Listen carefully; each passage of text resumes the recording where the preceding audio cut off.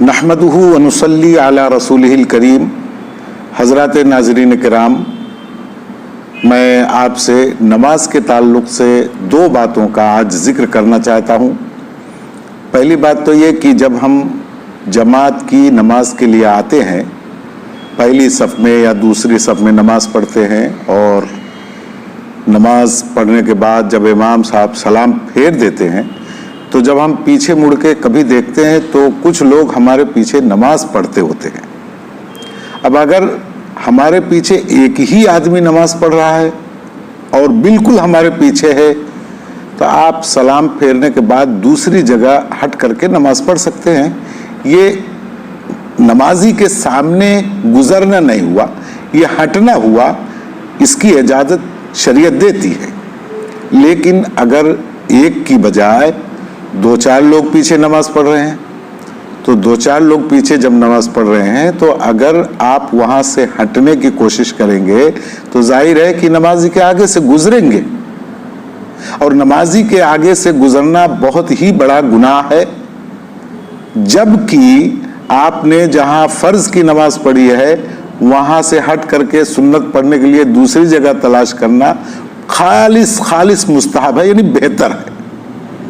لیکن دیکھا گیا کہ جب آدمی فرض نماز پڑھ لیتا ہے تو بھلے سے اس کے پیچھے کچھ لوگ نماز پڑھتے ہوں،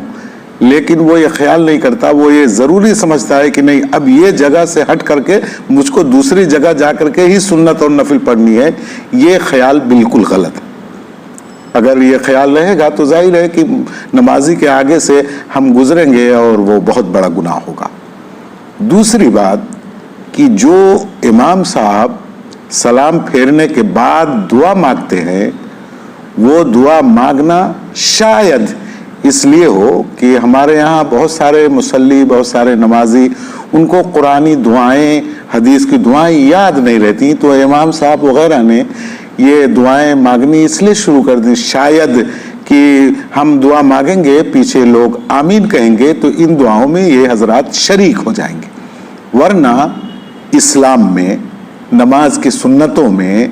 یہ جو نماز کے بعد سلام کے بعد جو اجتماعی دعا ہے، یہ نہ تو سنت ہے نہ مستحب ہے، بلکہ معاملہ یہ ہے کہ اللہ کے رسول صلی اللہ علیہ وسلم نے کچھ چیزیں ایسی بتلائی ہیں کہ دیکھیے فلاں چیز فلاں کے بعد فلاں وقت فلاں جگہ پہ دعا قبول ہوتی ہے۔ اسی طرح سے اس میں سے ایک وقت یہ ہے کہ ہم فرض نماز جب پڑھ لیتے ہیں اس کے بعد جو دعا کرتے ہیں وہ قبول ہوتی ہے، لیکن وہ دعا اجتماعی یعنی ساموہک نہیں ہے، الگ الگ اپنی اپنی دعائیں سب کو مانگنا چاہیے۔ خدا نخواستہ امام صاحب کسی دن اگر دعا نہ مانگیں تو لوگ یہ سمجھنے لگتے ہیں کہ آج کی نماز ہماری مکمل نہیں ہوئی، کوئی سنت یا کوئی فرض بہت اہم چیز چھوٹ گئی ہے۔ ایسا نہیں ہے، یا امام صاحب نے دعا مختصر کر دی تو لوگ یہ سمجھتے ہیں بڑی جلدی میں ہے، حالانکہ یہ سلام کے بعد کی جو دعا ہے وہ سنت بھی نہیں ہے، مستحب بھی نہیں ہے، بلکہ بہتر یہ ہے کہ ہر آدمی اپنی اپنی ضرورت کے مطابق اللہ تبارک و تعالیٰ سے مانگے، یہ قبولیت کا وقت ہے۔ اور اگر ہم یہ سمجھیں کہ نہیں امام صاحب نے جتنی دیر دعا مانگی اتنی دیر ہی ہم کو دعا مانگنا چاہیے، نہیں، امام صاحب نے مانگی، آپ پیچھے آمین کہہ رہے تھے، امام صاحب نے دعا ختم کر دی، آپ اپنی دعا کرتے رہیے، اور دعا کرنا چاہیے، الگ الگ ہی دعا کرنا چاہیے، اس لیے کہ ہر آدمی کی حاجتیں، ضرورتیں الگ الگ ہوتی ہیں۔ اللہ تبارک و تعالیٰ ہی سے تو ہم اپنی ضرورتیں، اپنی حاجتیں کہیں گے۔ اس لیے یاد رکھیے کہ یہ سلام پھیرنے کے بعد جو دعا ہے وہ دعا نہ تو فرض ہے، نہ سنت ہے، نہ مستحب ہے، بلکہ یہ ایک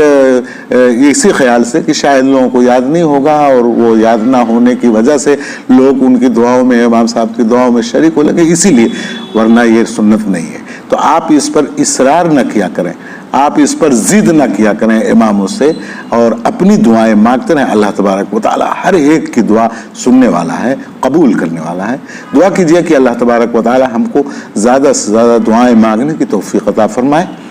السلام علیکم ورحمۃ اللہ وبرکاتہ۔